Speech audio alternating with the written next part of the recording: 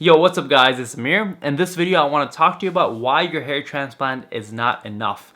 I've gotten so many questions in my emails from guys who are thinking of getting a hair transplant, but they simply don't want to take finasteride, or they don't want to do XYZ treatment. They think a hair transplant is a one-stop shop, fix all, kind of just for a little bit, and they can just kind of, ride it through and, not have to worry about it. And I want to advise you against that, and also give you some options on what you can do, some alternatives, and help you come up with a better structure, a better plan. So when you actually do get your transplant, you know the kind of protocols that you can expect and the things that you need to do to ensure that after you get your hair transplants, one, obviously you get great results, but also they're long-lasting results. It's not just something that you get for 2-3 years and then you have to go for another procedure, and it's just kind of like, a rat race of, trying to keep your hair.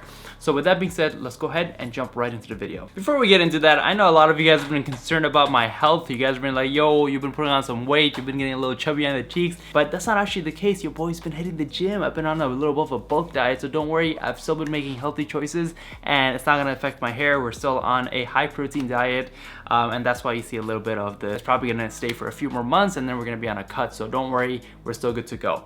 You see, a hair transplant is a surgical procedure that is often confused for a total cure for hair loss, and it's really not. And the reason why is because of 3 letters: DHT. This is the testosterone that is responsible for causing androgenic alopecia, otherwise known as hair loss, up in this area. The DHT causes for some people to start losing hair from their hairline and have their hair go all the way back. Others, it will start from the crown, like how it happened to me, and slowly it shrinks their way up. You'll have hair around the side of your head over here, which is the only thing that remains. And that's basically how hair transplants were invented. These doctors, they would see that, when people get old and they lose hair, they will mainly lose hair up on top over here, but the rest of the hair will still remain. So that's where they got the idea that, hey, this area is DHT sensitive, the area up on top, your scalp, your upper scalp, but the area on the side, that is DHT resistant. And if we go ahead and extract these grafts from the side and back and are able to transplant them up on top of the areas that we are balding,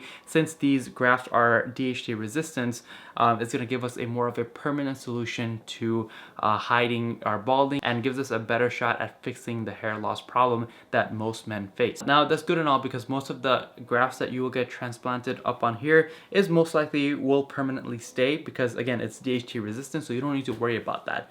The thing that we actually need to worry about is our native hair. Most people, when they get a hair transplant, they're not at their genetic maximum capacity of hair loss. Even after they end up getting a hair transplant, the hair loss still continues with their native hairs, the hairs that are originally there, that are not DHT resistant. So to put it in simple terms, yeah, the hairs that you will get transplanted, they will stay, but the hairs that are still naturally over here, those are the hairs that you still need to continuously worry about even after getting a hair transplant, so you can obviously, one, prolong them and keep them for as long as possible, and 2, help stimulate blood circulation and do other treatments that can also help stimulate more hair growth, a thicker, fuller scalp, and overall healthy hair, especially when our genetics and the DHT and all of that stuff is not in our favor. And when it comes to hair loss, it is defined on a Norwood scale. You start at a Norwood 1, which is basically no hair loss at all, and all the way through Norwood 6, which is completely gone, and basically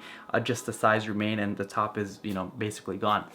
Most people, they end up freaking out around Norwood 4, and that's where I ended up getting my hair transplant. But that's why I do know that if I don't continuously go ahead and continue my treatments and see what else I can do to keep my hair, and also keep up those treatments that will give me even more hair growth and healthier and fuller looking hair, there's still a chance for me to kind of go back and maybe even step into a Norwood 5, hopefully never a 6, but that's definitely still a possibility. And that is why, especially over here in the US, a lot of doctors will tell you, if you're, especially on the younger side, if you're in your early 20s, late teens, they will most likely recommend you to hold off on your hair loss, wait till you're at your genetic capacity or close to your genetic maximum limit where you've already lost enough hair, so that when they end up transplanting the hair, you don't really need to do much because you can't lose any more hair. But the problem is, with us younger people, we don't want to wait till we're, especially if we're losing hair in our early 20s, we don't want to wait till we're 35, 40 just so we have lost all of our hair and then going for a transplant. We are a generation of instant gratification, and we want things done now. We want to look our best now. We want to look our best today. And there's absolutely nothing wrong with that, right? When there's treatments and solutions available right now, we just got to do the best with what we have. That means that we have to also continuously fight to preserve the hair that we do have. And obviously, if you are getting a hair transplant, your hair is absolutely a priority to you. So you need to keep up with some consistent treatments or regimens to make sure that even after your transplant, you are getting the optimal results and the best that you can do with the hair that you natively have.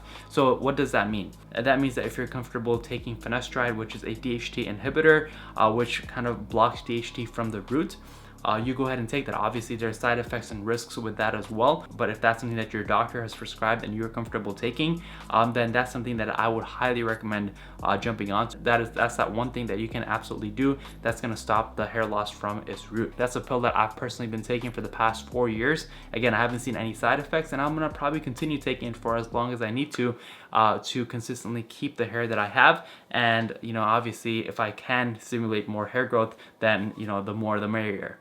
Another great popular solution is Rogaine or minoxidil. It's a topical solution that you can go ahead and apply onto the area that you're balding, and this helps stimulate blood circulation and hair growth in that area. But the problem with Rogaine is that it is a regimen that you have to keep up, and it is kind of a lifelong commitment. And I've used it for myself for the past 5 years, but that regimen honestly got so tedious, I was never able to get myself in that habit of just like I'm brushing my teeth, I'll just go ahead and apply it. Especially when you're getting a good amount of hair growth from your transplant, you kind of get too spoiled to go ahead and use those regimens every day, just like you would when you were losing hair at one point. Either way, if that's something that you're up for, using the Min and Fin, the minoxidil and finasteride regimen, those are two very popular combinations of treatments that you can use to maximize the hair that you have and prevent future hair loss. And if you combine that after your transplant, you should be in a pretty good spot to go ahead and maintain the hair that you have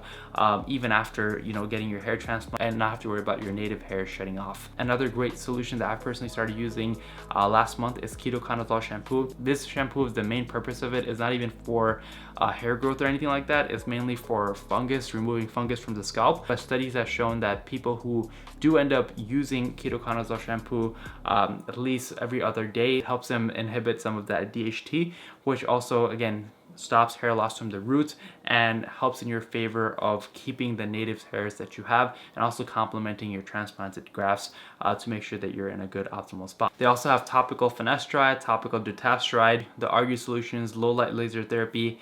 Some of the natural ones you can obviously use is saw palmetto, biotin, hair growth oils, rosemary oil, castor oil. All of these things, you need to find some sort of regimen or treatment that you are comfortable with and that you are willing to stick to, that you can keep up for the long run. And if you're not willing to do that, and you are maybe at a Norwood 4, you will get good results, right? Don't get me wrong, a hair transplant will absolutely get you great results.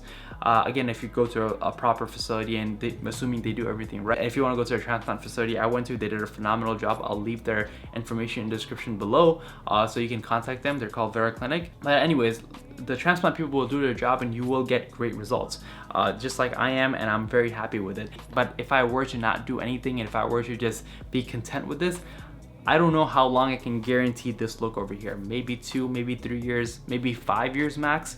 But after that, I'll be probably going in for a second or a third treatment. And there's only a finite amount of grafts that we can use and extract without over harvesting over here. And once we run out of grafts and we are still losing hair, then we're in big trouble, because then nobody can help us. So if you're in the earlier stages and if you're considering a transplant yourself, and again, if hair is a priority to you, then just know that a hair transplant is not a one and done solution where you can just do it and you're good to go. You don't have to worry about hair loss ever again.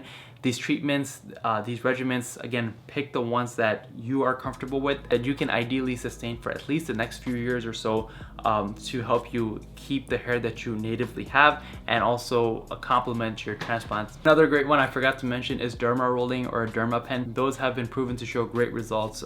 So it doesn't matter if you're doing these treatments now before your hair transplants, just know that these are the treatments that you probably, at least some of them, will have to continue after your transplant to keep the best looking results for the long run. So pick a few, pick a couple, or at least even pick one that you can keep up for the next 5-10 years, or at least a few years from now, to absolutely to keep the best results that you have, and obviously make your hair look at the best that it possibly can. So if you're thinking of getting a hair transplant, or if you have already gotten a hair transplant, I hope I was able to kind of show you basically what happens behind the scenes, what happens, and what you can expect in the next few years and whatnot, which can kind of help you set up a good plan for yourself, so that way you can keep your hair for the long run.